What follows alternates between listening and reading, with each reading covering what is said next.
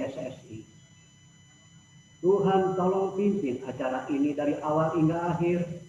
Tolong pimpin perangkat-perangkat telekomunikasi, internet yang kami pergunakan. Begitu juga tolong pimpin Bapak Pendeta Yonatan Kuntara yang akan membagikan firman Tuhan bagi kami semua di dalam pelajaran sekolah sahabat. Kami siap mendengar sabda Tuhan, kami siap berdiskusi di dalam pelajaran sekolah sahabat. Di dalam nama Tuhan Yesus Kristus, kami berdoa dan mengucap syukur. Amin. Amin.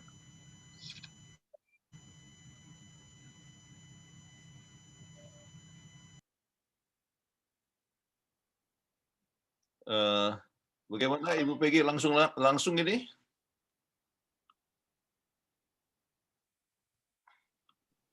Ya, saya mute sendiri jadinya. Pendeta Kuntara boleh silakan dimulai pelajaran ke-7. Baik, selamat sahabat-saudara Indonesia, ya. Selamat pagi mereka yang di Amerika, ya. Seperti biasa, ya, Helen dari Boston atau kalau di Boston sudah jam 7 pagi, tetapi kalau California luar biasa ini Bapak 70 jam 4 pagi, ya. Oke, kita senang sudah 134 orang ya waktu kita mulai. Kita puji nama Tuhan, banyak orang yang senang untuk mempelajari firman Tuhan, khususnya guru-guru yang akan mengajar besok. Oke, saya akan berikan screen-nya. Oke. Selamat sahabat Pak Pendeta Kuntara. Ya, selamat sahabat ya. Terima kasih Nopri atas doanya dan juga untuk buat promo ya bersama dengan Ibu Peggy ya. Oke, kita akan bahas bersama-sama pendidikan dan penebusan ya. Kita ingat bahwa tujuan pendidikan dan penebusan itu sama, yaitu mengembalikan peta Allah yang hilang. Jadi kita tidak pernah lupa, itulah sebabnya kita akan coba bersama-sama bahas tentang pendidikan dan penebusan.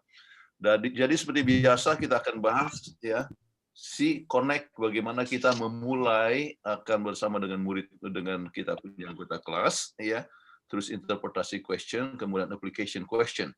Kemudian untuk yang connect ya, kita coba tanyakan adalah mengapa pelajaran ini penting ya. Jadi biar orang-orang itu menjawab ya, kenapa ini penting ya. Salah satu yang saya sebutkan tadi bahwa tujuan pendidikan dan penebusan sama, yaitu mengembalikan peta Allah yang hilang akibat dosa. Jadi di sini katakan untuk melihat apa saja yang termasuk dalam peta Allah yang hilang itu apa ya, kita akan bahas bersama-sama. Kemudian penebusan dan pendidikan mempunyai tujuan yang sama, yaitu mengembalikan peta Allah yang hilang. Peta Allah atau gambaran Allah atau citra Allah ya. Dulu selalu katakan peta Allah ya. Tetapi muncul bahasa baru yaitu citra ya, citra Allah, atau kadang-kadang ya kita sebutkan gambaran Allah. Artinya maksudnya adalah sama. Kemudian mengapa pelajaran penting? Untuk melihat bahwa rencana keselamatan tidak pernah berubah dari perjanjian lama ke perjanjian baru sampai sekarang ini ya. Kemudian untuk melihat kasih Allah yang agung dan rencana yang indah bagi kita semua. Kemudian banyak guru yang mengulangi pelajaran ya. Murid ya terus gagal, tetapi guru tetap mengulangi pelajaran sebab tahu ya ada yang bisa berhasil. Itulah yang Tuhan buat untuk kita. Ini kita harus ingat, kan kalau kita mengajar ada orang yang susah mengerti ya. Tetapi guru yang baik itu akan tetap mengajar. Itulah yang dibuat oleh Tuhan kepada kita. Melalui nabi ini, melalui ini sampai Yesus datang, tetap dia memberikan rencana penebusan kepada kita semua. Ya. Jadi ada yang tadinya tidak mengerti menjadi mengerti, tetapi ada yang sama sekali tidak mau mengerti. Ya. Dan kita coba mengulangi sekarang pelajaran bagaimana penebusan itu merupakan sesuatu unsur yang sangat penting dalam mengembalikan peta Allah yang hilang. Baik, ayat yang hafalan. Yang baca kalau tidak salah ini adalah Joy dengan Cynthia ya. Cynthia sudah masuk. Joy dan ini Caroline Katemba Tobing. Oh, Caroline Katemba. Oke. Lina. Silakan duluan saya. 2 Timotius 3:16. Segala tulisan yang diilhamkan Allah memang bermanfaat untuk mengajar, untuk menyatakan kesalahan, untuk memperbaiki kelakuan, dan untuk mendidik orang dalam kebenaran. Jadi Anda bisa jelaskan sini, ya, segala tulisan. Berapa banyak? Segala, ya, segala tulisan, ya, diilhamkan Tuhan, ya. Jadi waktu itu semua tulisan dari Perjanjian Lama, sebab waktu itu belum ada Perjanjian Baru, ya. Perjanjian Baru ya ditulis beberapa tahun kemudian, oke. Jadi yang dimaksudkan dengan segala tulisan itu adalah dari waktu itu masih dari buku Kejadian sampai kepada Maliaki, ya. Tetapi dengan senyap untuk aplikasi kita sekarang itu masih tetap artinya semua termasuk Perjanjian Baru itu semua ditulis ya dengan inspirasi yang datang daripada Tuhan. Sekarang semua tulisan Perjanjian Lama dan Baru. Dengan melihat keseluruhan kita dapat melihat rencana Tuhan, ya, dari Eden ke Eden. Ya, ini sangat penting sekali. Ya, rencana penebusan Tuhan itu luar biasa sekali. Ya, itulah sebabnya tidak bisa orang katakan, oh kamu orang Perjanjian Lama, ya kan kita sebagai umat Adam selalu katakan, wah kamu hanya berpegang kepada Perjanjian Lama. Enggak, ya. Kita adalah dari Eden to Eden. Kita pegang Perjanjian Baru, kita juga pegang Perjanjian Lama. Ya, jadi ini sangat penting sekali. Dan dikatakan berguna untuk doktrin. Kenapa? Sebab mengajarkan akan kebenaran Allah. Ya. Kemudian pelajaran itu atau firman Tuhan menolong kita untuk mengenal diri kita. Kalau kita sudah mengenal diri kita, ya, kemudian juga kita akan rindu untuk bertobat, ya, merindukan juru selamat. Kemudian mempunyai perubahan hidup, ya, dan menghidupkan kebenaran, mengikuti langkah Yesus Kristus. Jadi kita lihat penting sekali dengan 2 Timotius 3 ayat yang ke-17 tersebut. Nanti kita akan bahas kembali di bagian belakang. Nah, sekarang interpretation question, ya. Apa yang Alkitab katakan tentang pelajaran ini? Maka saya bagi di dalam 3 bagian. Pendidikan penebusan dalam Perjanjian Lama, pendidikan penebusan dalam Perjanjian Baru, pendidikan penebusan sekarang ini, ya. Ini adalah satu perkara yang saya coba ambil ya supaya kita bisa lebih untuk mengerti, ya. Jadi 3 poin yang sangat penting. Oke. Nah, sekarang Perjanjian Lama, ya. Manusia diciptakan sesuai dengan peta Allah, gambaran Allah atau citra Allah. Sekarang diskusikan apa maksudnya diciptakan sesuai dengan peta Allah, ya. Jadi ini yang disuruh dan sininya harus dibacakan lebih dahulu. Oke. Lina Tobing, kata Mbak.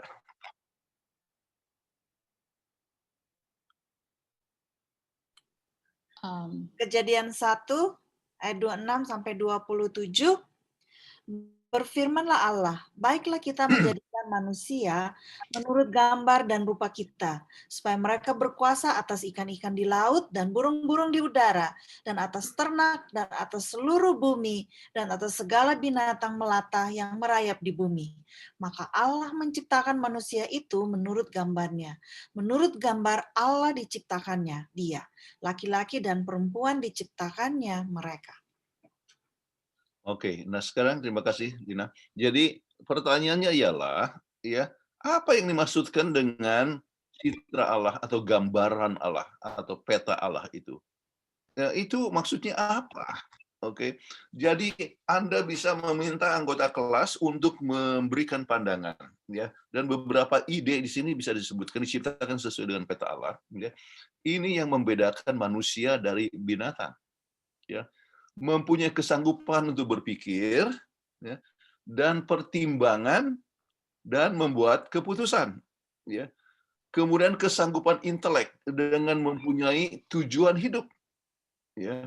Ini termasuk di dalam apa? Peta Allah, ya, tujuannya itu. Kemudian mempunyai sifat ilahi dengan mempunyai potensi untuk berkembang untuk mempunyai tabiat Allah. Sebab banyak orang katakan bahwa mereka punya tabiat Allah. Kita harus ingat bahwa bagaimana tabiat itu dibentuk, kan? Suatu tindakan yang kita buat setiap hari menjadi kebiasaan. Setiap kebiasaan yang kita buat setiap hari menjadi tabiat. Ya.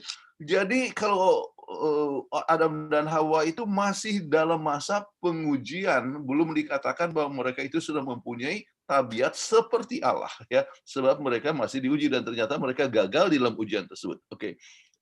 Kemudian sebab Tuhan itu kasih, jadi peta Allah atau gambaran Allah itu adalah artinya sebagai pribadi yang dapat mencintai dan dicintai.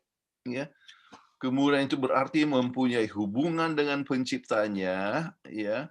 Kemudian mempunyai kuasa di dalam mengendalikan dunia. Sebab itulah perintah kepada mereka untuk mengendalikan dunia. Kemudian saya coba baca-baca ya dalam buku Education ini, ya. Kemudian halaman 14, 15, ya.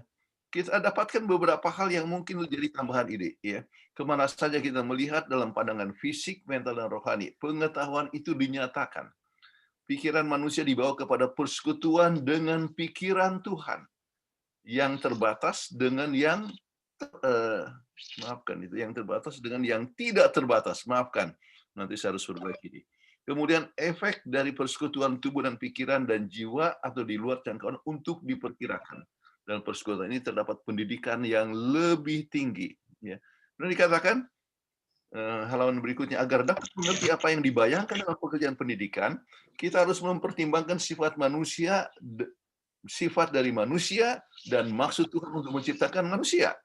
Kita juga harus mempertimbangkan perubahan kondisi manusia setelah datangnya pengetahuan yang jahat dan rencana Tuhan untuk memenuhi tujuan pendidikan bagi manusia, yaitu apa? Kembali mengembalikan peta Allah yang hilang itu. Ya. Dan ini harus ingat, saya masuk ke sini, tidak peduli berapa tinggi pendidikan kita, tanpa pengertian tujuan pendidikan, maka kita tidak berarti. Jadi orang ya boleh keluarkan biaya yang mahal sekali, ya, pergi ke Harvard University atau Oxford University misalnya, bayar mahal sekali, kemudian tamat dengan gelar tinggi, tetapi kalau tidak tahu tujuan pendidikan, maka kita tidak berarti. Okay. Tujuan pendidikan yaitu mengembalikan peta Allah yang hilang. Oke. Jadi kemudian sekarang masuk kepada bagian yang kedua, pertanyaan yang untuk didiskusikan, ya, manusia diciptakan sesuai dengan peta Allah. Apakah anak Adam dan Hawa yang ketiga masih merefleksikan peta Allah?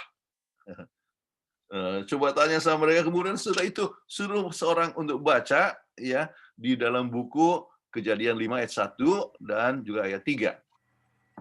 Joy? Kejadian 5 ayat 1 dan 3. Inilah ayat 1, inilah daftar keturunan Adam. Pada waktu manusia itu diciptakan oleh Allah, dibuatnyalah dia menurut rupa Allah. Ayat 3, setelah Adam hidup 130 tahun, ia memperanakan seorang laki-laki menurut rupa dan gambarnya, lalu memberi nama Set kepadanya. Set lahir menurut gambaran Adam, dan Adam sesuai dengan gambaran Allah. Itu berarti Set masih mempunyai gambaran Allah. Itu adalah tulisan saya yang di bawah, bukan firman Tuhan.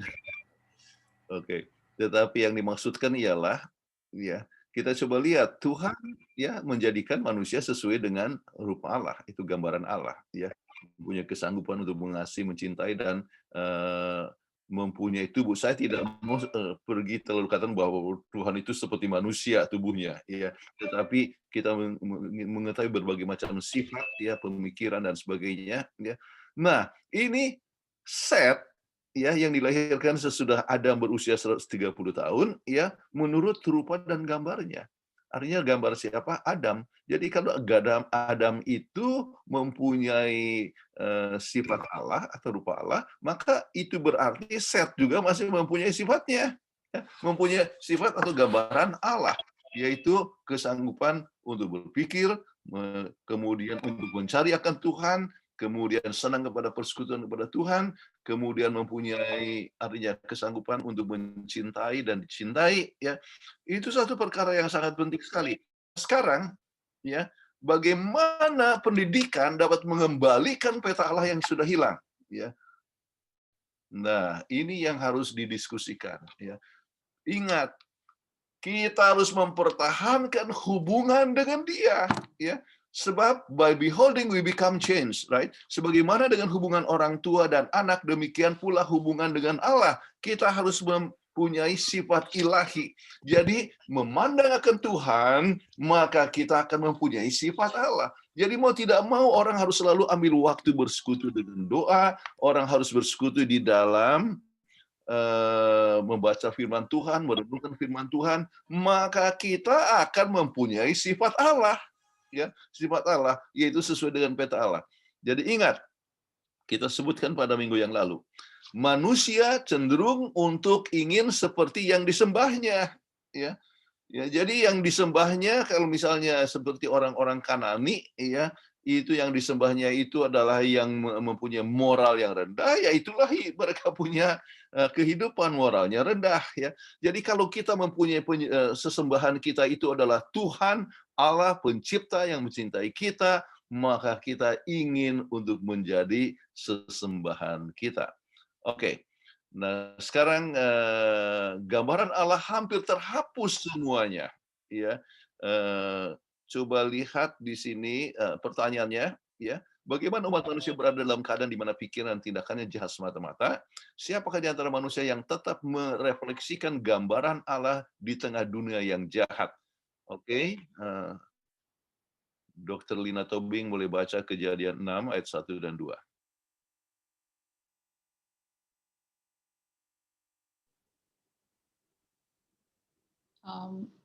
Lina, apakah dengar? Baik. Joy, boleh dibaca? Oke. Ya. Kejadian 6 ayat 1. Maaf.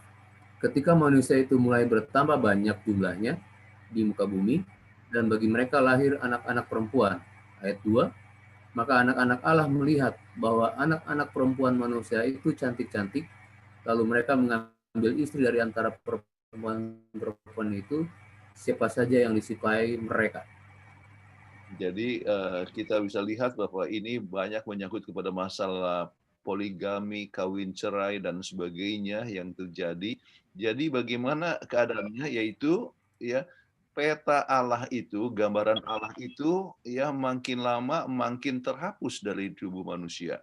Tetapi walaupun demikian ada orang yang coba merindukan supaya tetap mempunyai akan peta Allah yang hilang tersebut. Oke, kita bisa lihat Kejadian 5 ayat 22 dan Kejadian 7 ayat 1. Kejadian 5 ayat 22, dan Henokh hidup bergaul dengan Allah selama 300 tahun lagi. Setelah ia memperanakan Metusalah, dan ia memperanakan anak-anak lelaki dan perempuan. Kejadian 7 ayat 1, lalu berfirmanlah Tuhan kepada Nuh, masuklah ke dalam bahtera itu, engkau dan seisi rumahmu, sebab engkaulah yang kulihat benar di hadapanku di antara orang zaman ini. Oke.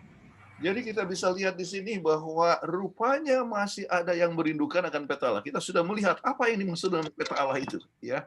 Kerinduan bersekutu dengan Tuhan, kemudian mempunyai potensi untuk mengasihi dan dikasihi, ya. Kemudian mempunyai sifat-sifat Allah. Jadi kita bisa lihat inilah yang telah terjadi, ya. Beberapa ini lebih daripada 1000 tahun kemudian, oke. Kemudian dikatakan bahwa Henokh, ya, kemudian juga Nuh, ya, merindukan persekutuan dengan Tuhan. Jadi dengan demikian peta Allah itu masih ada di dalam diri mereka, ya. Kemudian kita coba lihat apa yang terjadi, ya, gambaran tentang Nuh, ya, dari Kejadian pasal 6 ayat 13 dan 14.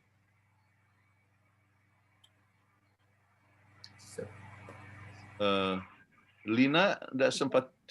Kejadian 6 ayat 13. Berfirmanlah Allah kepada Nuh, aku telah memutuskan untuk mengakhiri hidup segala makhluk, sebab bumi telah penuh dengan kekerasan oleh mereka. Jadi aku akan memusnahkan mereka bersama-sama dengan bumi. 6 ayat 14. Buatlah bagimu sebuah bahtera dari kayu gofir. Bahtera itu harus kau buat berpetak-petak dan harus kau tutup dengan pakal dari luar dan dari dalam. Ya, Kita sebutkan berbagai macam yang lain, kita bisa lihat misalnya dalam Kejadian 7 ayat 1-7 dan sebagainya. Nah, apa yang terjadi? Ini adalah di dalam suatu rencana penebusan kepada manusia. Manusia telah jatuh, makin lama makin meninggalkan akan peta Allah, tetapi Tuhan perlu menyelamatkan sesuatu apa yang disebut dalam rencana keselamatan, ya, yaitu dalam hal ini melalui akan Nuh. Oke. Kemudian kita lihat kemudian rencana penebusan yang lain, kita bisa lihat dari pengalaman daripada Abraham. Oke, Kejadian 12 ayat 1-4 ya. Jadi di sini ada misalnya pertanyaan yang bisa didiskusikan. Apakah tantangan besar dari Abraham setelah dia meninggalkan Ur? Ya, bagaimana dia sanggup mengatasi masa lalunya? Ya. Kemudian Kejadian 22 ayat 1-14. Apakah yang bisa kita pelajari mengenai penebusan dari pengalaman Abraham di Gunung Moria? Ya. Kemudian pelajaran penting yang kita bisa pelajari dari Abraham. Ya. Nah, saudara-saudara di kelas bisa meminta mereka untuk membacakan ayat ini, dan kita akan coba berikan intinya di sini. Tinggalkan Ur, siap pergi ke tempat yang ia tidak tahu. Apa artinya? Dia mempunyai iman. Satu hal yang sangat menarik ialah bahwa dia itu Ur, Mesopotamia adalah daerah yang sangat subur sekali. Kemudian makin lama dia makin ke bawah, makin kering, ya. Makin lama makin kering. Kemudian waktu itu ada satu ujian kepada Abraham. Apakah betul ini Tuhan ini rencana mau bawa saya untuk jadi berkat, ya? Makin lama makin kering, ya. Kita bisa lihat bahwa dalam suatu perjalanan kita itu bisa kita mengalami berbagai macam ujian-ujian. Sebut Bapak orang percaya. Kenapa Bapak orang daripada orang percaya? Seorang ya yang siap menunggu akan anak walaupun istrinya sudah umur 70. Waktu dia umur 75, dia istrinya 65 tahun, kemudian waktu umur 87 tahun, artinya istrinya itu sudah 77, kemudian akhirnya lahir pada saat dia umur 100 tahun. Coba bisa bayangkan, ya, dan istrinya 90 tahun, makanya dia tetap percaya. Makanya kita sebut waktu ditanya, ya, siapa namamu? Ya, Abraham. Ya, jadi orang akan bertanya. Sebab Abraham itu artinya father of many. Jadi, berapa anakmu? Belum ada. Coba bisa bayangkan, ya. Ditanya, berapa anakmu? Enggak punya, ya. Tapi namanya apa? Father of many, ya. Jadi sebelum Ishak lahir menunjukkan iman yang luar biasa, ya, memberikan nama the father of many padahal belum punya anak. Ya, luar biasa. Kemudian dia mendoakan, menunggu akan anak, ya, sudah puluhan tahun, dan dia diminta untuk mengorbankan anak tersebut, ya, dan dia tetap siap mengorbankan anaknya yang merupakan sebetulnya jawaban dari doanya dan jawaban daripada janji Tuhan, ya. Kemudian kita tahu apa yang waktu saat dia mau coba menyembelihkan Ishak, terdengar suara, ya, Abraham, Abraham, ya. Kemudian janganlah kenakan itu kepada anak ini. Kemudian tetapi waktu ditanya oleh Ishak, ya, di sini ada kayu api, ya. Kemudian mana dombanya itu? Talinya ada, tapi mana dombanya? Apa yang dijawab, ya? Dia katakan, ya, Tuhan akan menyediakan, ya. Itulah kata-kata yang terkenal Jehovah Jireh, ya, yaitu Tuhan akan siapkan. Kenapa dia siap untuk coba mengorbankan anaknya? Sebab ia mengenal akan suara Tuhan, ya. Dia mempunyai hubungan yang erat dengan Tuhan sampai dia mengenal suara Tuhan.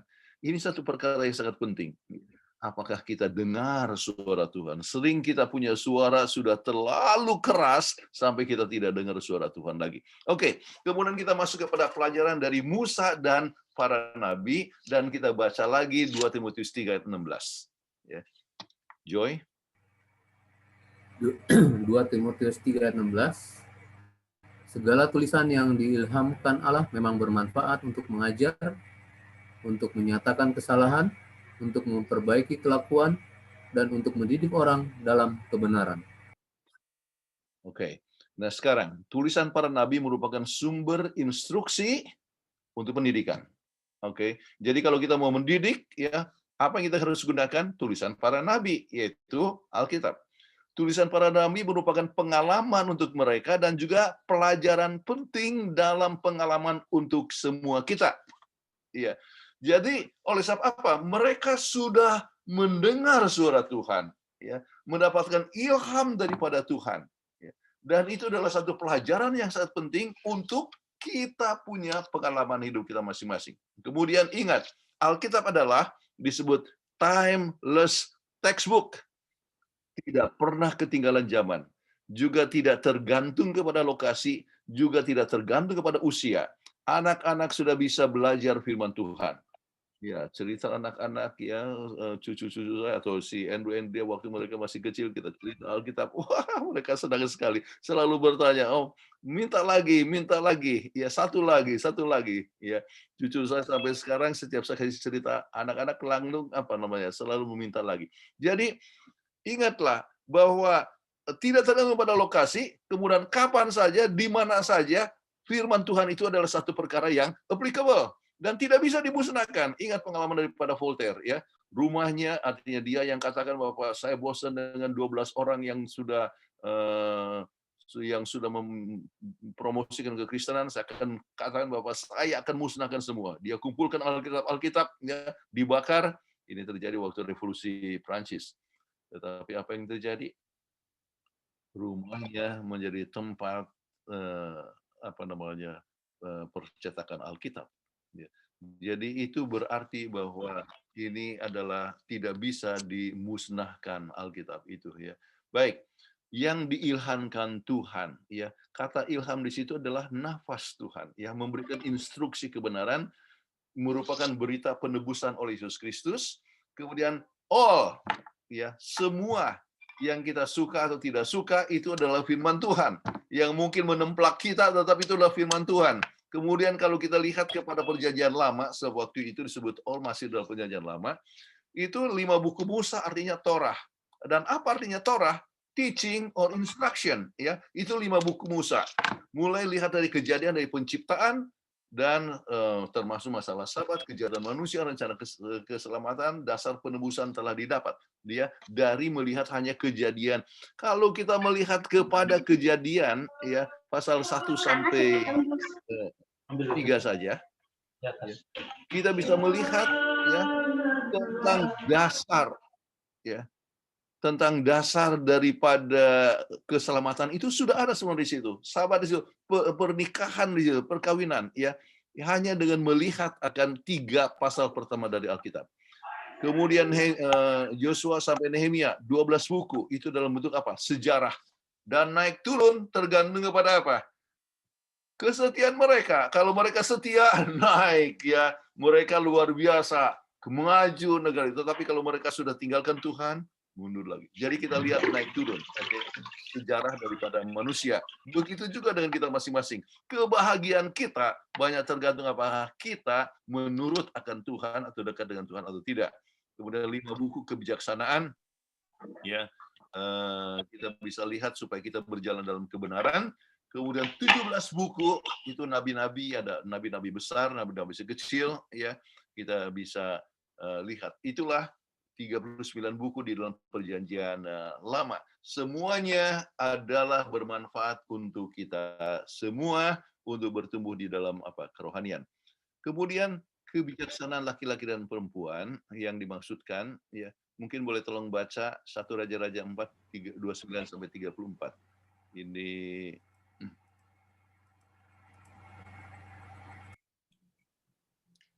1 Raja-Raja 4 ayat 29, Allah memberikan kepada Salomo hikmat dan pengertian yang amat besar, serta akal yang luas seperti dataran pasir di tepi laut. 30, sehingga hikmat Salomo melebihi hikmat segala bani timur dan melebihi segala hikmat orang Mesir.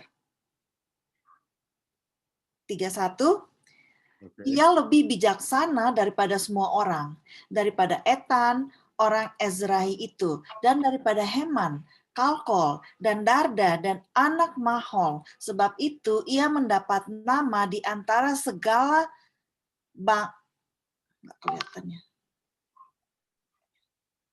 Maaf nggak Segala kelihatan. bangsa sekelilingnya. Segala Oke, bangsa 33 dan sekelilingnya. 4 ayat 33, ia bersajak tentang pohon-pohonan, dari pohon aras yang di gunung Libanon sampai kepada hisop yang tumbuh pada dinding batu. Ia berbicara juga tentang hewan dan tentang burung-burung dan tentang binatang melata dan tentang ikan-ikan. 4 ayat 34, maka datanglah orang dari segala bangsa mendengarkan hikmat Salomo, dan ia menerima upeti dari semua raja-raja di bumi yang telah mendengar tentang hikmatnya itu. Luar biasa.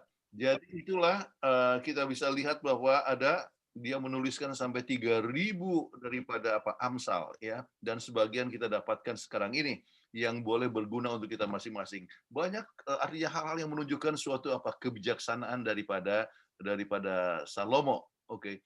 Kemudian berbagai macam kebijaksanaan ya. Dipelajari, itu dikatakan dalam pelajaran kita bahwa kita harus belajar untuk seumur hidup untuk makin bijaksana. Kemudian petunjuk itu banyak yang bersifat praktis, misalnya belajar dari semut. Kemudian supaya artinya kita belajar tentang kerajinan, tentang teoritis ya, suatu perkara yang menjadi dasar kepercayaan, misalnya ya, supaya kita percaya kepada Tuhan. Kemudian tidak semua memberikan jawaban sekarang, tetapi Tuhan akan memberikan ke masa kekekalan. Namun syarat untuk bijaksana. Bagaimana? Joy baca Mazmur 25 ayat 9. Mazmur 25 ayat 9. Ia membimbing orang-orang yang rendah hati menurut hukum, dan ia mengajarkan jalannya kepada orang-orang rendah hati. Perlunya kerendahan hati ini adalah syarat untuk dipimpin Tuhan. Akan menjadi alat dalam pelayanan. Oke, itu keterangan ya. Baik. Sorry. Itu adalah tulisan saya. Iya. Oke. Jadi, saudara-saudara sekalian, ya, kita perlu rendah hati. Oke. Kerendahan hati adalah satu perkara yang sangat penting. Jangan merasa bahwa diri ini kita sudah pintar. Ya. Masalah kita adalah sering kita merasa bahwa kita sudah cukup baik. Merasa sudah cukup baik dan kita sudah cukup bijaksana. Tidak peduli usia kita berapa, ya. Kita harus tetap berkembang. Ya, saya sudah 73 tahun sekarang. Ya, tetap saya harus belajar setiap hari, ya, supaya makin lama makin bijaksana. Ya. Jadi itu yang kita harus ingat. Baik, ya, itu tentang pembahasan yang pertama tadi semua dari Perjanjian Lama. Kemudian kepada penebusan dalam Perjanjian Baru. Tetapi dalam Perjanjian Baru mau tidak mau kita harus pakai juga nubuatan tentang Yesus yang ada di dalam Perjanjian Lama, yaitu misalnya di dalam Yesaya pasal yang ke-9. Bisa lihat sebetulnya mulai dari ayat 1 sebetulnya, tetapi kita coba lihat beberapa poin di sini. Baik, nubuatan Yesaya, boleh tolong baca Yesaya 9 ayat 6 dan 7. Lina. Sebab seorang anak telah lahir untuk kita, seorang putra telah diberikan untuk kita, lambang pemerintahan ada di atas bahunya, dan namanya disebutkan orang, penasehat ajaib, Allah yang perkasa, Bapa yang kekal, Raja damai. 9 ayat 6, besar kekuasaannya dan damai sejahtera tidak akan berkesudahan di atas tahta Daud dan di dalam kerajaannya, karena ia mendasarkan dan mengokohkannya dengan keadilan dan kebenaran dari sekarang sampai selama-lamanya. Kecemburuan Tuhan semesta alam akan melakukan hal ini. Ya, jadi kemudian dengan ayat-ayat ini kemudian kita bisa lihat tentang ramalan tentang Yesus, ya. Jadi apa itu? Dia adalah penasehat ajaib, ya. Jadi dia adalah penasehat ajaib, ya. Jadi dia bisa memberikan berbagai macam nasihat dalam kehidupan, ya, menunjukkan kepada jalan kebenaran. Kemudian apa? Allah yang perkasa. Oh, itu kenapa? Sebab dia adalah pencipta, ya. Terus Bapa yang kekal, yaitu tidak pernah diciptakan dan ia ada dan tetap ada dan akan tetap ada, ya. Dia adalah Raja Damai. Kemudian kenapa disebut Raja Damai? Sebab dialah yang akan mendamaikan kita dengan Allah Bapa, ya, mendamaikan kita satu sama lain. Kemudian dikatakan dia akan memerintah dengan keadilan dan kebenaran. Ini hal yang penting. Jadi beberapa ayat yang lain bisa dilihat melalui, saya sebutkan Yesaya 11 ayat 1 dan 2, kemudian 61 1 sampai 3, Yesaya 53 ya, ayat 1 sampai 12. Nah, pelajaran yang sangat penting, ya, kita ambil sehari di sini, Yesus disebut anak Allah, Mesias, anak manusia, namun untuk mereka yang kenal dia disebut guru, ya, guru yang agung. Dan Yesus datang untuk memberikan pengetahuan, hikmat, nasihat, hikmat, dan pengertian. Kemudian dalam education halaman 30 dikatakan pekerjaan pendidikan dan pekerjaan penebusan adalah satu, ya. Jadi kita bisa mendapatkan akan hikmat daripada Tuhan, ya, supaya kita dapat kembali kepada tujuan pendidikan, yaitu kembali kepada peta Allah yang hilang. Dan pelayanan Yesus telah dinubuatkan untuk memberikan pelayanan dan penebusan, ya, bagi manusia, ya, yang telah dinubuatkan. Jadi guru telah siap, dan hal yang luar biasa ialah, ya, bahwa ia adalah guru, tetapi guru yang siap berkorban untuk murid-muridnya. Satu hal yang luar biasa. Dia bukan hanya berkorban, guru yang siap mati untuk murid-muridnya. Luar biasa sekali, ya. Nah, kita coba lihat Yesus yang disebut Rabai. Oke. Pada waktu itu sebetulnya kedudukan itu adalah tinggi. Namun, ya, yang ia tidak pernah merasa sombong dengan panggilan itu, ya biasa saja, ya, dipanggil Rabai, ya. Tetapi satu poin yang sangat penting ialah roh, ya, sesuai dengan tulisan Yesaya 11 itu, roh akan berada di dalamnya, roh hikmat, pengertian, pengetahuan, dan takut akan Allah merupakan bagian daripada Yesus. Ya. Jadi itulah yang dimiliki, yang dikabarkan kepada kita, yang supaya kita pun boleh mempunyai sifat yang sama. Nah, kalau kita disebutkan bahwa itu adalah satu roh hikmat, apa maksudnya? Ya. Maka kita masuk kepada buku Mazmur, Amsal 21, ya, tentang hikmat, pengertian, pengetahuan. Ya. Apa itu? Mengerti akan takut akan Tuhan. Dan apa artinya hikmat? Ya, artinya dia tidak bergantung kepada diri sendiri, tetapi takut akan Tuhan. Ya, Amsal 3 ayat yang ke-7. Dan lebih lanjut, ya, kalau lihat Amsal 8 ayat 13, meninggalkan kejahatan, bahkan membenci akan kejahatan. Jadi dengan demikian kita bisa melihat bahwa hikmat itu adalah sesuatu perkara yang merupakan suatu keadaan di mana kita dapat membedakan benar dan salah, menjauhkan kejahatan, dan kita boleh mempunyai sifat yang seperti sifat daripada Tuhan sendiri. Baik, kemudian Ibrani 1 ayat 8 dan 9, ya. Boleh tolong baca, Joy. Ibrani 1 ayat 8 dan 9. Tentang anak itu mencintai kebenaran dan membenci kejahatan. Yesaya 9. Ini ayat yang lain, Pak Pendeta, ya? Jadi ini bukan. Alright. Jadi tentang anak itu, ya. Kemudian ini berbicara tentang Ibrani, oke. Aplikasi untuk kita bila kita guru ikuti Yesus, harus takut akan Tuhan, mencintai akan kebenaran, ya, dan membenci kejahatan.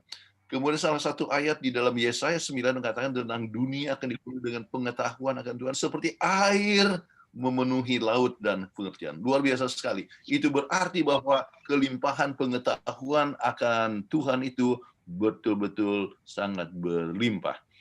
Jadi Yesaya berbicara tentang Yesus, ya. Roh Tuhan beserta dengan dia, ya. Roh dari seorang guru yang mempunyai pengetahuan dan kebijaksanaan. Guru agung, ya. Jadi dengan demikian semua tidak berarti tanpa Kristus. Excuse me. Ya. Kemudian kalau kita ingat dalam Matius 11 ayat 28 sampai 30, ya, katakan, datanglah kepada aku hai kamu yang letih lesu dan berbeban berat, ya.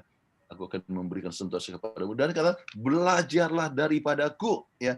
Jadi belajar bagaimana, ya, waktu orang masih tidur, ya, dia telah berkomunikasi dengan Tuhan. Belajarlah daripadaku, belajar dari Yesus, ya. Kita dapatkan di dalam buku misalnya Markus pasal 1, ya, dia sibuk melayani, ya, sampai malam, tapi pagi-pagi hari, ya, orang masih tidur, dia sudah bersekutu dengan Tuhan. Jadi itu yang dimaksudkan, ya, belajar daripadaku, belajar dari hidupnya, bagaimana pengetahuannya, kebijaksanaannya, belajar dari kita punya guru ini. Kemudian, yang Nikodemus, guru datang dari surga, dia menyebutkan bahwa tentang Yesus, tentang apa? Guru datang dari surga. Sebab tidak bisa orang bisa membuat semua ini kecuali Tuhan besertanya. Jadi persekutuan dengan Tuhan yang memungkinkan dia mempunyai kesanggupan yang luar biasa dan mempunyai sifat guru yang agung tersebut. Baik. Nah, inti daripada perjanjian baru kita harus ingat, ya, itu adalah penebusan. Bahkan, ya, kita sebutkan dari buku Kejadian sampai Wahyu, intinya semuanya adalah tentang apa? Penebusan. Ya.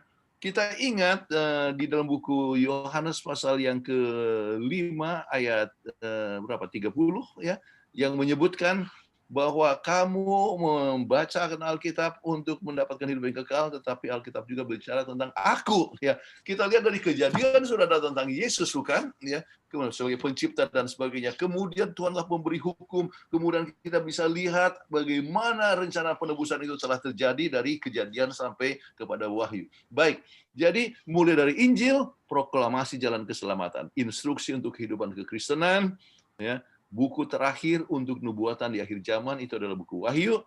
Kemudian semua buku Perjanjian Lama baru menunjukkan tabiat Allah yang penuh dengan kasih. Luar biasa sekali. Ya, kalau kita mengenal dan mengambil waktu dengan Tuhan, maka kita akan dapat lebih berkembang untuk memiliki akan kasih-Nya. Baik. Kemudian bagian yang kedua ini Yesus mengatakan juga dia mengajar dengan namanya. Lina, Matius 1 ayat 21. Matius 1 ayat 21, ia akan melahirkan anak laki-laki dan engkau akan menamakan dia Yesus, karena dialah yang akan menyelamatkan umatnya dari dosa mereka. Oke, jadi apa artinya Yesus? Bahasa Ibrani Yosua. Ya. Juru selamat. Ya. Jadi dari namanya saja, ya, jadi dialah yang akan menyelamatkan umat manusia dari dosa mereka. Jadi namanya saja sudah menjadi apa? Satu khotbah, ya. Ini satu perkara yang luar biasa. Nama saja jadi khotbah. Kemudian kesaksian malaikat. Oke. Joy. Lukas 2 ayat 9 sampai 11. Ayat 9. Tiba-tiba berdirilah seorang malaikat Tuhan di dekat mereka, dan kemuliaan Tuhan bersinar meliputi mereka, dan mereka sangat ketakutan. Ayat 10. Lalu kata malaikat itu kepada mereka, jangan takut, sebab sesungguhnya aku memberitakan kepadamu kesukaan besar untuk seluruh bangsa. Ayat 11. Hari ini telah lahir bagimu juru selamat, yaitu Kristus Tuhan di kota Daud. Oke. Saya tuliskan mulai ayat 8 mengenai masalah ini gembala-gembala. Jadi malaikat ini berbicara kepada para gembala. Dan apa yang dia katakan, hari ini telah lahir bagimu juru selamat. Jadi dengan demikian malaikat ini pun menekankan bahwa Yesus itu adalah penebus. Sebab ini kita bicara tentang masalah penebusan. Oke. Jadi berita penebusan itu diberikan juga oleh malaikat sesuai dengan ayat tersebut. Kemudian ajaran Yesus ya mengenai masalah penebusan. Ini adalah dari buku Yohanes pasal yang ke-3 ya, ayat 14 sampai 17. Lina.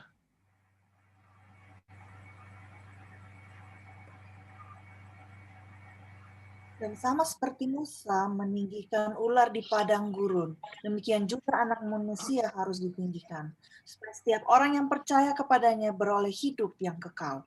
Karena begitu besar kasih Allah akan dunia ini, sehingga ia telah mengaruniakan anaknya yang tunggal, supaya setiap orang yang percaya kepadanya tidak binasa, melainkan beroleh hidup yang kekal. Sebab Allah mengutus anaknya ke dalam dunia, bukan untuk menghakimi dunia, melainkan untuk menyelamatkannya oleh dia. Oke, jadi ini Yesus sendiri mengakui bahwa kedatangannya itu adalah untuk menebus manusia. Jadi penebusan manusia ini adalah dalam suatu proses ya pendidikan untuk supaya kita kembali kepada peta Allah yang hilang. Ya, jadi dosa kita yang lama itu semua diampuni, kita mulai hidup yang baru. Untuk apa? untuk membentuk tabiat daripada Tuhan, dan itu adalah peta Allah atau gambaran Allah yang penuh dengan kasih. Baik, kemudian Anda bisa rundingkan, berikan perumpamaan atau kisah Yesus yang bahas penebusan oleh Yesus. Ya. Misalnya Lukas 15 ayat 11 sampai 32, kisah anak yang hilang, menunjukkan bagaimana ya kesediaan daripada orang tua yang mengampuni. Tentang Sakyus, Lukas 19 ayat 1 sampai 10, ya. Sampai seorang yang telah ditebus, dia rela untuk ya berbuat untuk sesama manusia. Lukas 23 ayat 39 sampai 43 tentang kisah penjahat di samping Yesus. Jadi tidak ada waktu terlalu lambat untuk datang kepada Tuhan. Dia sudah mau mati, ya, terjadi beberapa jam sebelum kematiannya, dia masih juga boleh menerima akan Yesus. Dan Yesus pun sampai hari-hari terakhir masih tarik jiwa. Dia masih mau untuk menyelamatkan. Jadi jangan merasa bahwa Anda sudah tua kemudian tidak lagi menarik jiwa. Jadi kesempatan untuk melayani harus selalu digunakan. Oke, jadi kita harus mengabarkan kabar penebusan. Baik, ajaran para Rasul. Oke, sekarang dari Kisah 2 ayat 36 sampai 39. Jadi seluruh kaum Israel harus tahu dengan pasti bahwa Allah telah membuat Yesus yang kamu salibkan itu menjadi Tuhan dan Kristus. Ketika mereka mendengar hal itu, hati mereka sangat terharu. Lalu mereka bertanya kepada Petrus dan rasul-rasul yang lain, apakah yang harus kami perbuat, saudara-saudara? Jawab Petrus kepada mereka, bertobatlah dan hendaklah kamu masing-masing memberi dirimu dibaptis dalam nama Yesus Kristus untuk pengampunan dosamu, maka kamu akan menerima karunia Roh Kudus. Oke, jadi kembali para rasul pun mengabarkan kabar tentang apa? Tentang penebusan hanya melalui Yesus Kristus. Jadi yang kita mau ingin sebutkan dalam perjanjian baru, para rasul, pendidikan jalan terus setelah Yesus disalibkan. Rasul-rasul berperan penting dalam memberikan instruksi ya penebusan. Dan kita lihat berkat daripada Roh Kudus bagaimana luar biasa sekali pekerjaan dengan sangat maju. Kalau Anda baca di dalam misalnya Kisah pasal 2 ayat 41 sampai 47 ya, bagaimana orang menambahkan, dikatakan Tuhan menambahkan setiap hari ya orang yang diselamatkan. Jadi penambahan jiwa-jiwa itu adalah oleh sebab pekerjaan daripada Roh Kudus. Ya. Dan nanti kita baca Yohanes 14 ayat 15 sampai 18, yaitu janji tentang Roh Kudus. Ya. Jadi ingat, ya bukan hanya turut hukum, Tuhan kasih sumber kekuatan itu apa? Roh Kudus, ya besertamu untuk selamanya mengajarkan akan segala sesuatu. Ya, jadi itu ya yang Tuhan berikan adalah bahwa Tuhan menjadi sumber kekuatan kepada kita. Ajaran Paulus, ya ini di dalam 1 Korintus 2 ayat 1 sampai 10. Anda bisa bacakan, tetapi saya berikan beberapa poin di sini. Misalnya, tidak mau tahu yang lain kecuali hanya Yesus. Ya, kuasa Allah. Ya, pondasi dasar kesederhanaan daripada Injil. Ya, tetap belajar tentang Injil.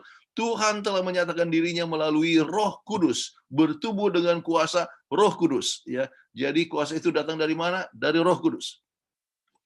Jadi menekankan tentang masalah penebusan, ya, yang datang dalam mengembalikan peta Allah yang hilang, membawa supaya kita ditebus dan boleh bertumbuh dalam kerohanian, ya, dan melalui Yesus Kristus. Baik, kemudian bagian ketiga, ya, pendidikan penebusan sekarang ini, ya, bagaimana kita sudah baca tadi 2 Timotius 3:16, yaitu melalui apa? Alkitab. Ya.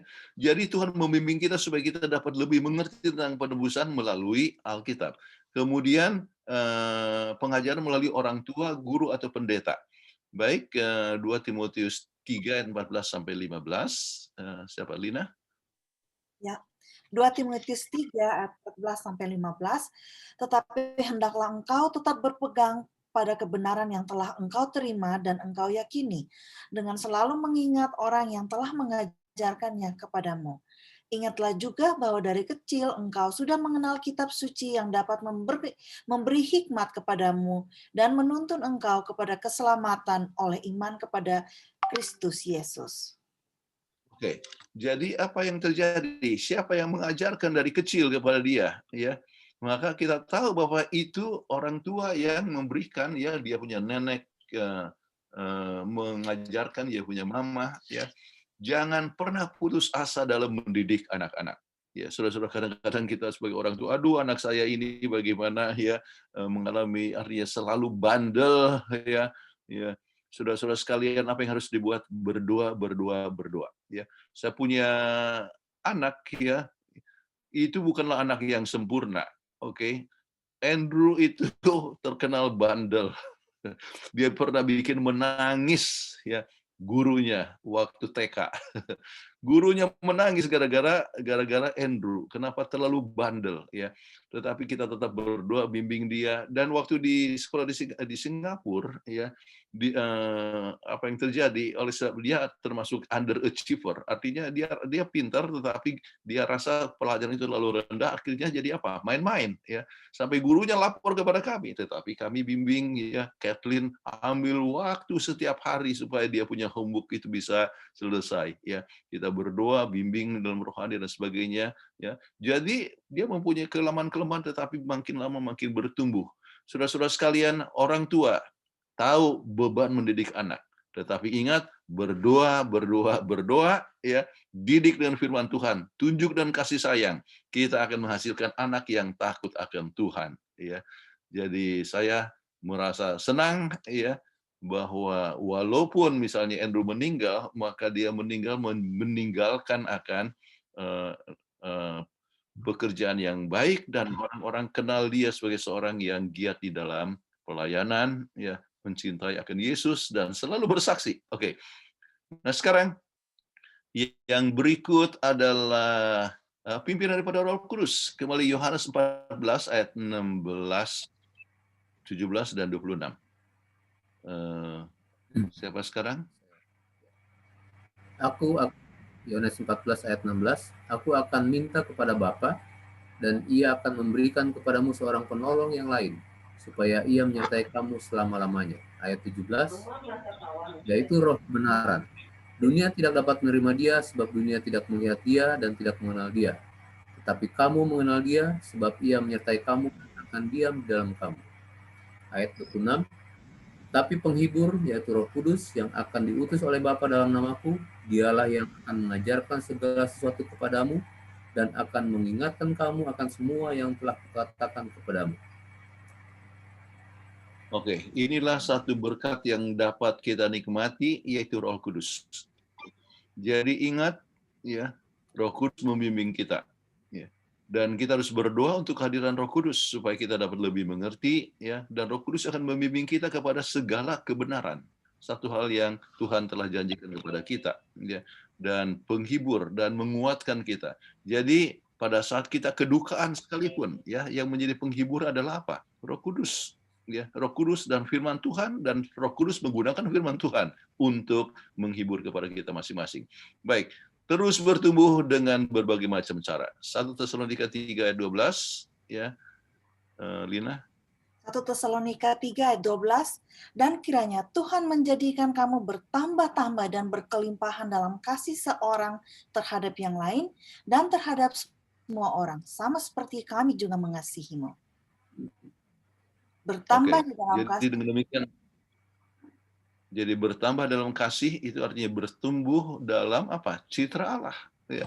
Jadi melalui firman Allah, Roh Kudus, melalui orang tua, kita kembali kepada tujuan pendidikan, yaitu apa? Yaitu kembali memiliki citra Allah yang sudah hilang. Baik, bagikan pengalaman di mana Anda merasakan kehadiran Tuhan dalam kebaktian secara khusus. Oke, kesimpulan.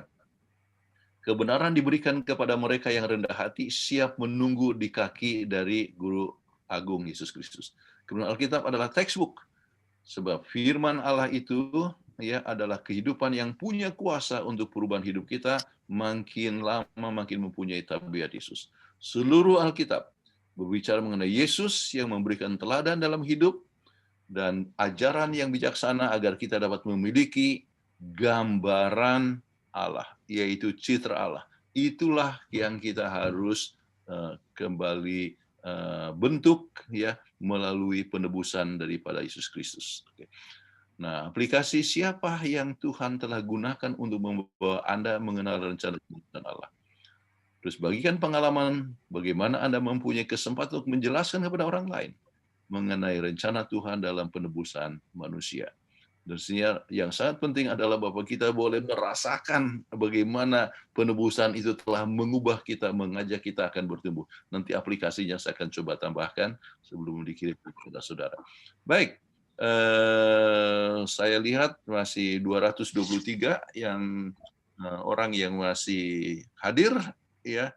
Dan sekarang kita diskusi. Oh ya, kalau tidak salah ada pertanyaan ini ya.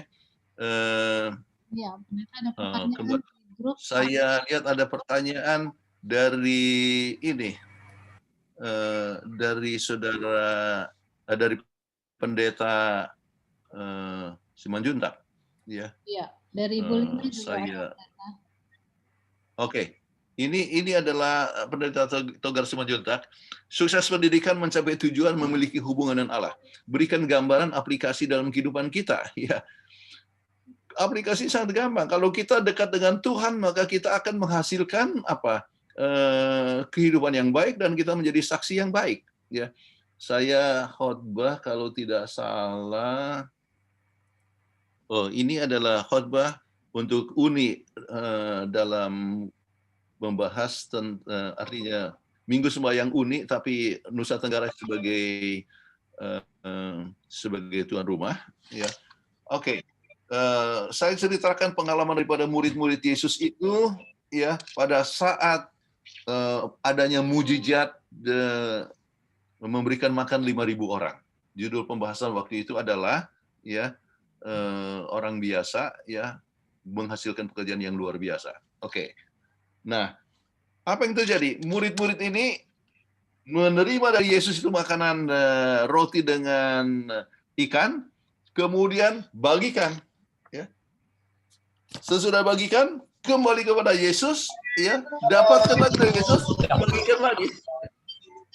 Sesudah bagikan, kembali kepada Yesus, bagikan lagi. Kemudian saya punya penekanan adalah, selama kita datang kepada Yesus, ada yang kita bagikan. Nah, ini satu perkara yang sangat penting. We cannot give what we do not have. Oke, kita tidak bisa memberikan apa yang kita tidak miliki. Hanya mereka yang punya Yesus bisa membagikan Yesus kepada orang lain. Jadi datang kepada Tuhan, oke?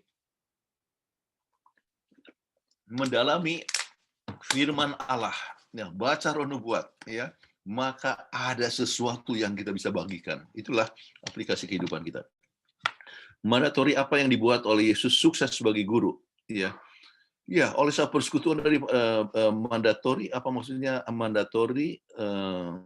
Kata mandatori itu mandat maksudnya, toh, ya. Mandat itu datang daripada Tuhan. Kenapa? Oleh sebab Dia adalah sebagai penebus dan Dia adalah sebagai Tuhan dan Dia adalah juru selamat, ya.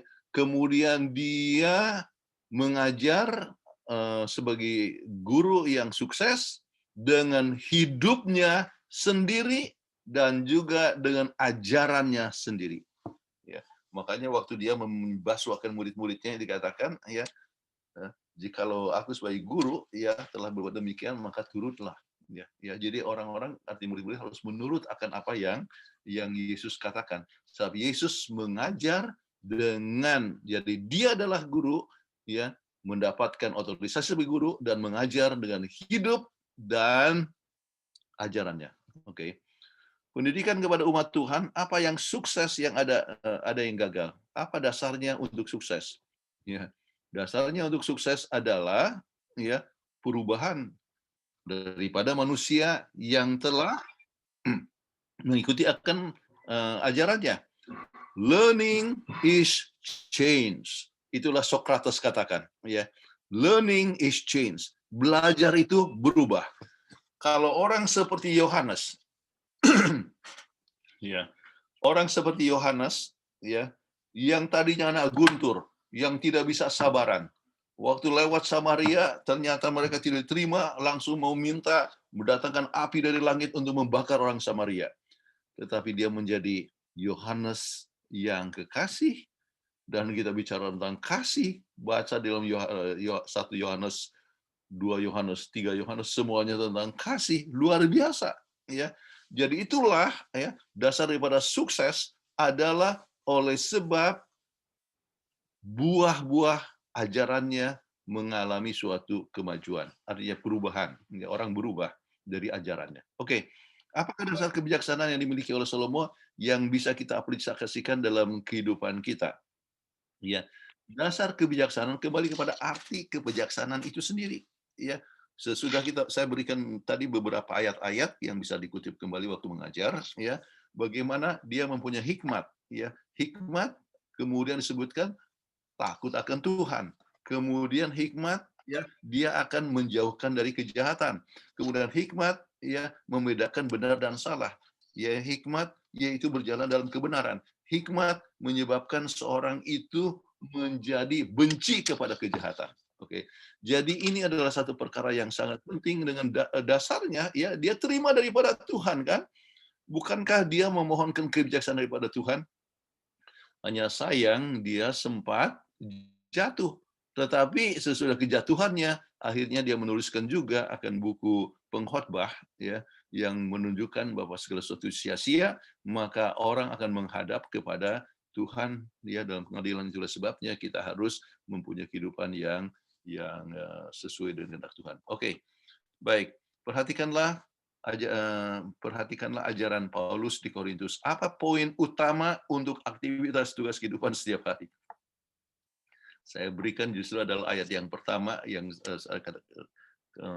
kita harus ingat ya, dan juga poin daripada ayat yang ke-10, yaitu ingat saya tidak mau tahu yang lain kecuali Yesus Kristus. Kemudian kuasa daripada Roh Kudus. Ya, itulah satu perkara yang sangat penting daripada tulisan Paulus dari buku Korintus itu. Baik, terima kasih ya saudara Tunggal Simanjuntak. Atau mungkin Anda mau tambahkan lagi? Pendeta Togar, mau tambahkan? Tambahan atau ada pertanyaan lain? Kalau pertanyaan yang lain, biar orang lain lah yang tanya. Pendeta, di grup sebetulnya tadi ada di Lina bertanya, belum baca ya? Oke. Pertanyaan dari Lina. Saya belum buka chat. Oke. Jadi apa yang ditanyakan? Oke. Kalau begitu sambil saya cari Lina bisa tanya langsung. Pendeta, rupanya pendeta belum buka chat tadi. Ibu Lina Tobing. Baik, kalau tidak ada di chat pendeta, ini ada yang bertanya. Ya, bagi Bapak Ibu yang mau bertanya boleh raise hand, nanti saya panggil. Dan yang mau menuliskan di chat boleh tuliskan di chat, saya bacakan. Dan di sini ada 4 orang penanya di chat pendeta. Dan sebelum pendeta Kuntaraf akan menjawab pertanyaan-pertanyaan, saya mau ingatkan banyak saudara-saudara yang minta bahan dari pendeta Kuntaraf. Boleh silakan bergabung di grup PGSSI Telegram yang linknya sudah diberikan oleh saudara Joy. Silakan. Baik, pendeta, ini ada pertanyaan. Oh iya, jadi bahan ini ada beberapa yang saya mau tambahkan perbaiki, tetapi kira-kira setengah jam sesudah kita selesai akan dikirimkan kepada host ya, Ibu Peggy, dan beliau nanti akan masukkannya di Telegram. Iya. Ataupun juga di WhatsApp grup ini ya, PGSSI. Iya. Dan juga rekamannya dari Facebook juga akan masuk di situ? Di YouTube ya, pendeta. YouTube, oke. Baik, ini dari saudara Donald Silayan. Apakah masih ada di sini, saudara Silayan? Ya, ada. Ada, oh, oke. Mau saya bacakan atau mau tanya langsung? Silakan. Baca aja itu, saudara. Bacakan. Ya, adakah keterangan roh nubuat mengenai reaksi Ishak ketika mengetahui bahwa yang akan menjadi korban adalah dia? Dan Ishak tidak lebih kecil dibandingkan Abraham. Ya, itu pertanyaannya. Ya, ya. Keterangan Luar umum. biasa sekali. Ishak adalah seorang penurut. Ya, dia dengar, ya, dia ikut aja, diikat pun dia ikut. Ya, luar biasa sekali. Ya, saya harus refresh lagi apa yang dituliskan oleh Roh Nubuat tentang itu, tetapi yang jelas bahwa dia ikut dengan penuh penurutan. Ya, jadi dengan demikian bahwa imannya itu adalah satu iman yang luar biasa. Ya, oke. Ya, silakan. Ada yang lain? Ada dari Daniel Sitompul. Pak Daniel, apakah masih ada? Masih bersama-sama kita di sini? Pak Daniel Sitompul. Ada. Ada ya? Oh, oke. Mau dibacakan atau mau bicara langsung? Silakan Pak Daniel Sitompul. Dibaca. Baiklah, saya bacakan ya. Agak panjang ini. Pastor Jonathan Kuntaraf, saya ada pertanyaan. Apa maksudnya hikmat dalam 1 Raja-Raja 4 ayat 30, sehingga hikmat Salomo melebihi hikmat segala Bani Timur dan melebihi segala hikmat orang Mesir? Padahal Bani Timur dan orang Mesir adalah orang kafir, dalam tanda kurung tidak mengenal Tuhan.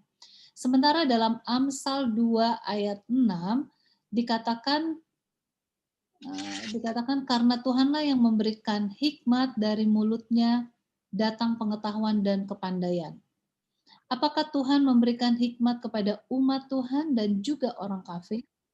Atau ada perbedaan kata hikmat, tanda kutip, dalam ayat 1 Raja-Raja 4 ayat 30 dengan kata hikmat dalam Amsal 2 ayat 6. Terima kasih dan Tuhan memberkati. Silakan. Terima kasih. Ini satu poin yang sangat bagus sekali. Kita tahu bahwa di setiap negara, ya, ada orang yang bisa anggap ditinggikan atau diagungkan oleh sebab dia punya kebijaksanaan. Ya. Kita tahu kalau lihat kepada Yakobus 1 ayat 7 lah kita sebutkan, ya, atau Yakobus 1 sampai 5, ya. Ayat 1 ayat 5 itu mengenai masalah hikmat, kita harus berdoa kepada Tuhan. Tetapi kalau kita lihat kepada Yakobus 1 ayat yang ke-17 menyebutkan segala sesuatu yang baik itu datang daripada Tuhan. Jadi kita percaya bahwa Tuhan bisa memberikan juga kebijaksanaan kepada mereka yang lain. Kalau kita lagi kepada Roma pasal 2 misalnya ayat yang ke-15, ya. Jadi itu kita berbicara bahwa kepada orang-orang kafir, ya, mungkin mereka bisa dapat keselamatan kalau mereka mengikuti akan suara Tuhan yang berbicara kepada hati mereka, kepada kata hati mereka. Jadi kalau begitu Tuhan itu berbicara, ya, kepada kata hati seseorang. Jadi kalau seandainya mereka mengikuti akan apa yang Tuhan katakan kepada kata hati, dan walaupun mereka itu, ya, tidak langsung mengenalkan Yesus, ya, tetapi mempunyai kebijaksanaan tertentu, paling sedikit termasuk orang yang terbaik di tempat tersebut, ya. Makanya disebutkan orang dari Mesir atau dari timur, ya, yang bijaksana. Sampai sekarang ada satu istilah, apa namanya, kalau mau belajar bijaksana pergilah ke negeri Tiongkok, ya. Bukankah itu satu istilah yang biasa didengar? Kenapa? Di Tiongkok terdapat banyak juga orang-orang yang bisa memberikan ajaran.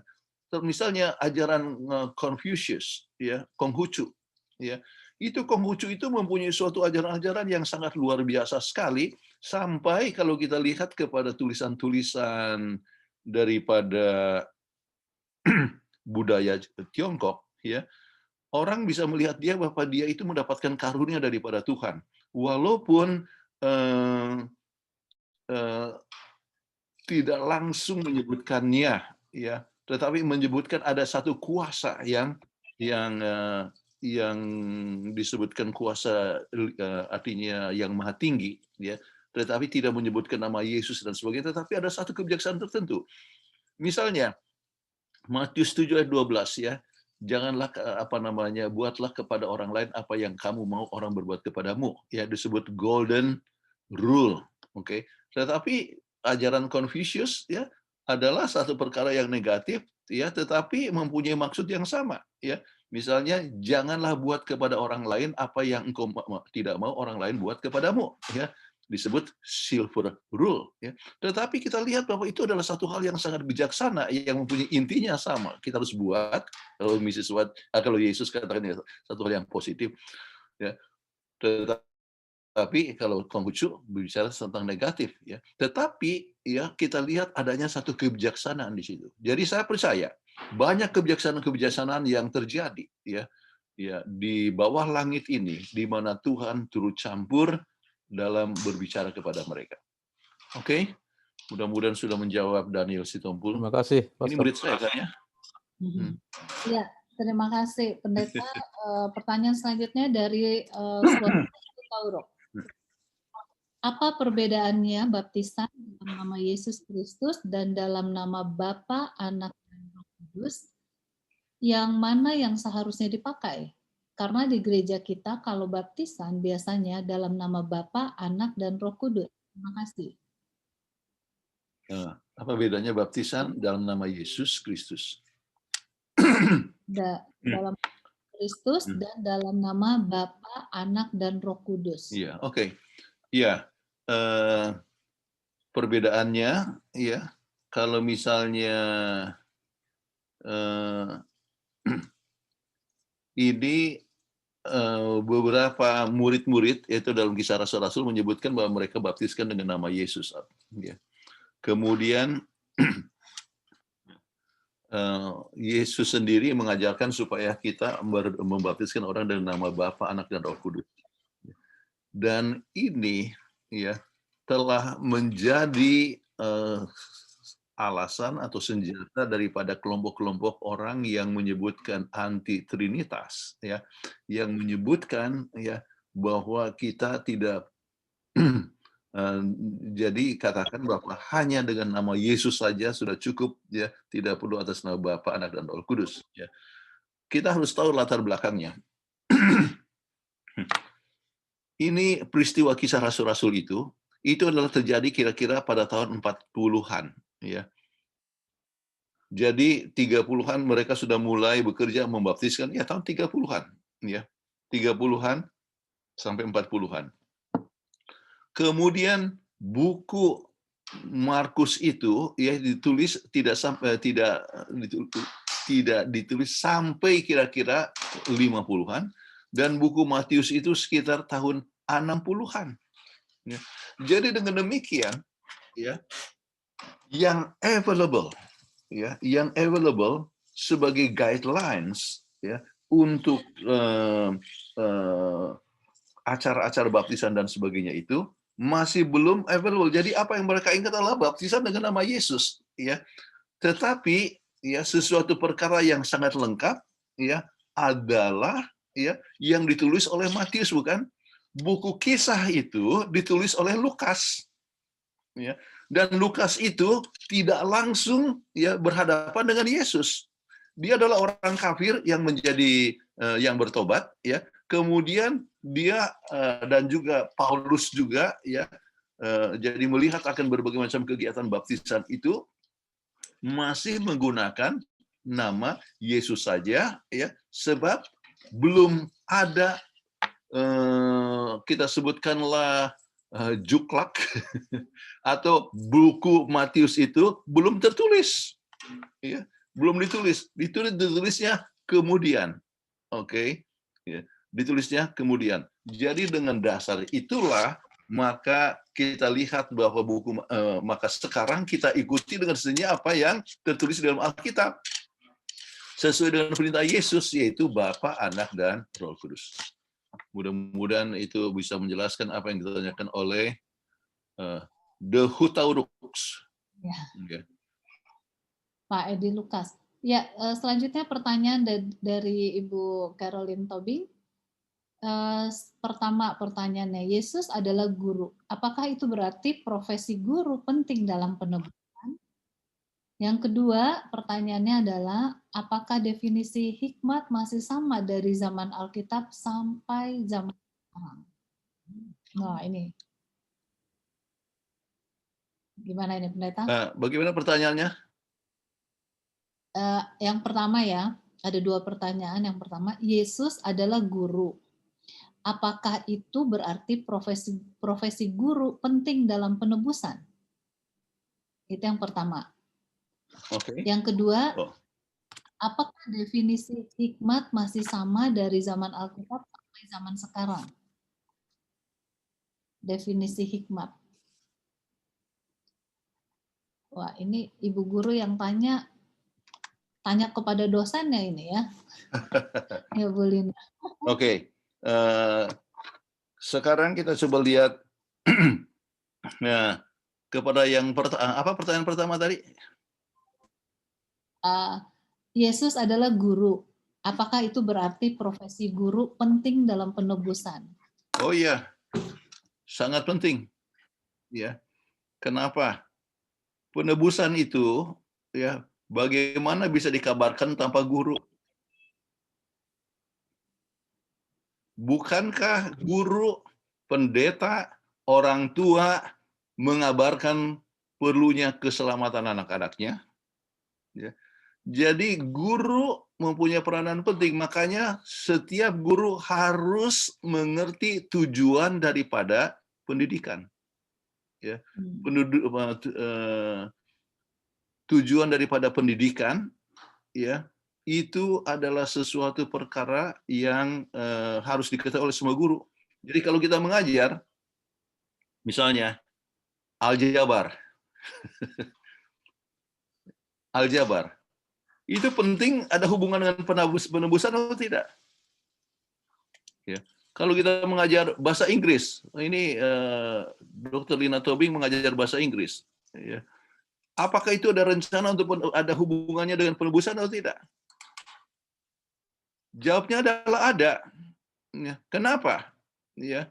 Sebab tujuan pendidikan adalah untuk mengembalikan peta Allah yang hilang. Dan untuk mengembali kepada peta Allah yang hilang melalui penebusan.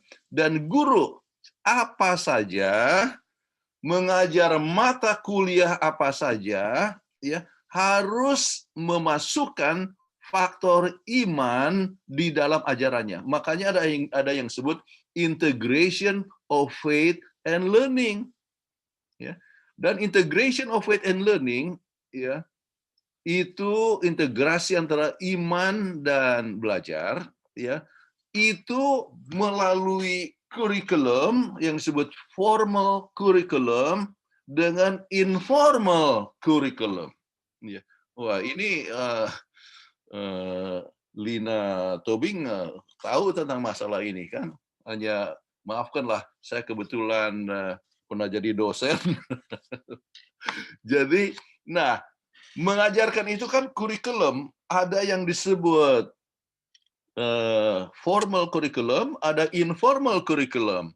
Dan informal curriculum, ya, itu bisa termasuk extracurricular activities atau kegiatan apa saja yang terjadi boleh menjadi suatu ekstrakurikuler. Ya, saya ambil contoh dan orang belajar. Saya ambil contoh, guru matematika. Setiap datang lambat sekali. Setiap datang ke kelas dia selalu lambat. Datang ke kelas selalu lambat. Sekarang saya mau tanya, apakah murid-murid belajar atau tidak? Belajar. Belajar apa? Tidak perlu tanggung jawab. Apa saja bisa lambat. Jadi kalau kita guru yang bertanggung jawab, datang disiplin. Kemudian kita adil. Kemudian guru matematika suka untuk membimbing akan murid-muridnya, ya, mengasihi murid-muridnya. Ya. Jadi dia adil dalam memberikan nilai. Mereka yang lemah dia coba berikan ekstra waktu untuk menolong tanpa mengharapkan imbalan. Murid-murid itu bisa melihat guru-guru yang bagaimana? Yang berserah. Inilah guru Kristen yang baik yang telah ditebus oleh darah Yesus. Ya. Inilah guru yang menjadi panutan. Ya. Jadi hanya dengan kegiatan itu saja, apalagi curricular activities. Ya. Misalnya sepak bola, oke, sepak bola. Ada dosen yang oleh sebab kalah dia marah-marah. ini misalnya pertandingan antara dosen dengan murid. Dia oleh sebab kalah marah-marah. kira-kira teladan apa yang ditujukan kepada murid-muridnya? Oke. Atau dia tidak jujur. Jadi kembali, guru punya peranan yang sangat penting dalam rencana penebusan, dalam memberikan teladan yang baik, ya, kemudian di dalam memberikan pengajaran yang baik, ya, dan itulah makanya saya sebutkan integration of faith and learning. Apa saja mata kuliah kita harus integrasikan, ya. Jadi matematika bisa gunakan ilustrasi misalnya dalam Alkitab tentang itu talenta, ya. 1 talenta dapatkan 2 talenta menjadi apa? Dapatkan 1 talenta jadi 2 talenta, ya, artinya yang 5 dapatkan 5 menjadi 10. Itu kan matematika. Ya, kita gunakan ilustrasi ya yang ada di dalam Alkitab dan sebagainya. Jadi kembali integration of faith and learning. Jadi guru peranannya sangat penting di dalam penebusan. Oke. Apa bedanya? Apakah arti hikmat dengan dulu dan sekarang itu bisa berbeda? Oh ya, bisa saja orang bisa mempunyai pengertiannya yang berbeda sekarang ini. Dipikir bijaksana, ya. Saya tidak mau tergabung dalam dunia politik, ya. Tetapi ada orang yang merasa bahwa dia punya pendapat adalah benar, ya. Ada calon presiden, artinya presiden yang menggunakan cara-cara yang tidak benar untuk mempromosikan dia punya promosi dirinya sendiri, ya, maka dia rasa wah I'm smart, ya, saya bijaksana. Dia tidak bayar pajak dengan cara memanipulasi akan peraturan pajak, ya. Jadi dia rasa smart, dia pintar, ya. Tetapi dalam definisi Alkitab itu adalah dia tidak punya kebijaksanaan, dia tidak punya hikmat. Kenapa? Dia hanya untuk membenarkan diri saja, ya. Dia hanya untuk membenarkan diri saja. Jadi untuk kepentingan pribadi, ya. Tetapi arti kebijaksanaan atau hikmat yang sebenarnya ialah dapat membedakan benar dan salah, membawa seorang datang kepada Tuhan sebagai sumber daripada pengetahuan, kemudian boleh mengenal akan Tuhan sebagai juru selamat. Yang penting mengetahui benar dan salah. Oke, terima kasih. Terima kasih, Pendeta. Ada lagi? Apakah ada yang mau bertanya secara langsung? Boleh raise hand. Ya, silakan. ada Ibu Peggy. Ya, boleh di-unmute Pak Darwin Napitupulu. Iya. Tadi Pendeta Kuntara sudah terangkan pada waktu Adam berumur 130 tahun lalu melahirkan anaknya Set. Masih tetap menurut gambar Adam. Tapi waktu Adam dan Hawa melahirkan Kain tidak disebutkan umurnya. Pada umur berapa Adam itu, Kain dan Habil lahir. Lalu kembali lagi, berapa lama sebenarnya Adam itu sebelum berdosa, berapa lama dia? Kira-kira berapa umurnya Adam dan Hawa itu keluar dari Taman Eden itu? Itulah yang pertama. Kemudian yang kedua, pada umur berapa sebenarnya boleh diukur ataupun disebut peta Allah itu sudah hilang dari manusia itu? Apakah sebelum atau dekat dengan Nuh atau setelah zaman Nuh baru dibilang peta Allah itu sudah hilang sama sekali? Karena tadi berangsur-angsur hilangnya peta Allah itu dari manusia. Terima kasih. Terima kasih. Yang pertama, umur berapa melahirkan Kain dan Habil? Saya tidak tahu. Berapa lama mereka di Taman Eden sebelum berdosa? Saya juga tidak tahu. Jadi saya tidak mau berspekulasi untuk perkara-perkara yang tidak tertulis. Ya. Jadi kalau tidak tertulis, ya saya hanya bilang tidak tahu. Ya. Hanya mungkin saja lebih cepat daripada rencananya, artinya kita pun tidak tahu. Sebab begitu lahir, ya mereka itu sudah dewasa. Ya. Itu umur 130 tahun itu sejak dia diciptakan. Tapi waktu diciptakan, itu diciptakan dewasa. Ya. Jadi dewasa itu bisa saja artinya sudah mengadakan suatu hubungan suami istri, kan? Ya. Jadi mungkin saja tidak lama itu. Tetapi oleh sebab dia merasa sedih sekali, ya, oleh sebab kematian akan anaknya, Habil dan sebagainya, sampai diperlukan waktu yang cukup lama, sampai 130 tahun, akhirnya dia baru mendapatkan anaknya yang ketiga. Oke. Tapi berapa lama? Kita tidak tahu. Yang kedua, ya, tentang sampai berapa lama peta Allah itu hilang, ya. Peta Allah tidak hilang sama sekali. Ya. Peta Allah itu istilah yang disebutkan adalah distorted, ya. Apa ini artinya, Lina? Distorted. Dirusak, ya. Ini Bu Lina ini bahasa Inggrisnya luar biasa ini. Ya. Jadi distortion, ya. Jadi dia punya peta Allah sampai sekarang pun tidak hilang sama sekali. Tetapi dikembalikan, tetapi telah dirusak.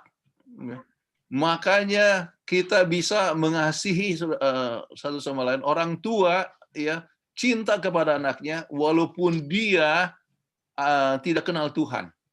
Itu adalah sebagian daripada peta Allah. Oke. Orang tua sayang kepada anaknya sendiri, anak kandungnya. Ya. Itu adalah sebagian daripada peta Allah. Ya. Namun, ya, yang Tuhan mau, kita bukan hanya cinta anak sendiri. Kita harus cinta juga musuh kita. Nah, itu yang lebih kita perlu higher education. Ya.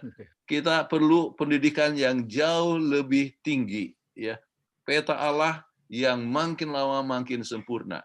Tetapi sampai sekarang belum hancur sama sekali. Artinya belum hilang sama sekali. Tetapi sudah dirusak. Makanya ada masalah dalam rumah tangga apa semua. Kadang-kadang orang tua juga ada juga anak yang bunuh orang tuanya, orang tua bunuh anaknya. Itu artinya sudah hancur sama sekali. Tetapi secara umum peta Allah itu tidak hilang sama sekali. Tapi makin lama makin rusak. Oke. Tetapi masih ada sisa-sisanya. Ya. Saya tidak tahu berapa persen itu. Ya. Masih ada sisa-sisanya. Kerinduan untuk datang kepada Tuhan. Itu pun sudah merupakan peninggalan-peninggalan daripada peta Allah. Oke. Baik, sudah jam 8.31. Apakah saya sudah boleh mohon diri oleh sebab ada tugas-tugas yang lain? Saya ada pelajaran Alkitab yang saya harus berikan. Ya. Ya, Pendeta, waktunya memang sudah habis. Ini Pak Edi Lukas, boleh disimpan pertanyaannya untuk sahabat depan ya.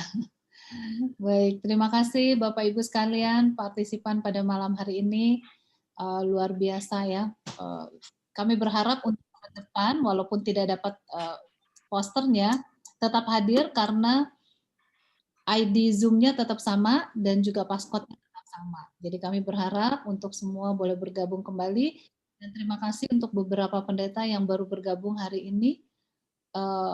Jika di jemaat Bapak Ibu sekalian mau diundang semua anggotanya bergabung bersama-sama belajar sekolah sahabat di sini, boleh juga karena ada juga jemaat yang ikut bergabung belajar sekolah sahabat di PGSSI, sehingga besoknya mereka itu hanya membicarakan kesimpulan, ya. Jadi boleh diajak jemaatnya untuk sama-sama mengikuti acara di PGSS ini. Baik, kita akan tutup pertemuan kita. Oh ya, satu lagi pengumuman dari saya. Bahan presentasi ini akan dibagikan di grup WhatsApp grup maupun Telegram dari PGSSI. Jadi bagi Bapak Ibu yang belum bergabung di grup PGSSI, boleh copy paste, ambil di link yang ada di chat. Ya, untuk sekarang di WhatsApp group sudah penuh, jadi kita buka di Telegram, jadi bisa ambil di situ. Dan juga ada rekamannya. Jadi setiap malam Pendeta Kuntaraf baik sekali memberikan bahan buat kita semua untuk kita belajar bersama-sama dan memberikan pelajaran kepada orang lain. Kita akan tutup pertemuan pada malam hari ini tentunya dengan doa tutup. Saya ingin mengundang Saudara Irma Pakasi untuk tutup dalam doa. Silakan Irma. Mari kita tunduk kepala dan berdoa. Bapa di surga, terima kasih ya Tuhan untuk malam yang indah ini. Kami sudah mempelajari firman Tuhan melalui pelajaran sekolah Sabat yang sudah dibawakan oleh Pendeta Kuntaraf. Biarlah firman yang indah ini dapat menjadi bagian kami, dan biarlah ini dapat kami ajarkan besok di kelas kami masing-masing. Dan biarlah Roh-Mu yang suci bekerja di dalam hati kami, agar kami dapat mengajarkan dengan baik. Ya Bapa, pada malam hari ini, sebelum kami istirahat, biarlah Engkau memberkati kami, dan biarlah malaikat Tuhan menjaga kami sepanjang malam hari ini, dan bangunkan kami semua besok pagi dengan penuh sehat dan sukacita, karena Sabat Tuhan yang suci. Inilah doa dan permohonan kami, karena kami hanya berdoa di dalam nama Yesus Juru Selamat kami. Amin. Amin. Amin. Baik, terima kasih. Pendeta Terima kasih Pendeta Kuntaraf. Pendeta Kuntaraf. Terima kasih Pendeta Kuntaraf. Ya.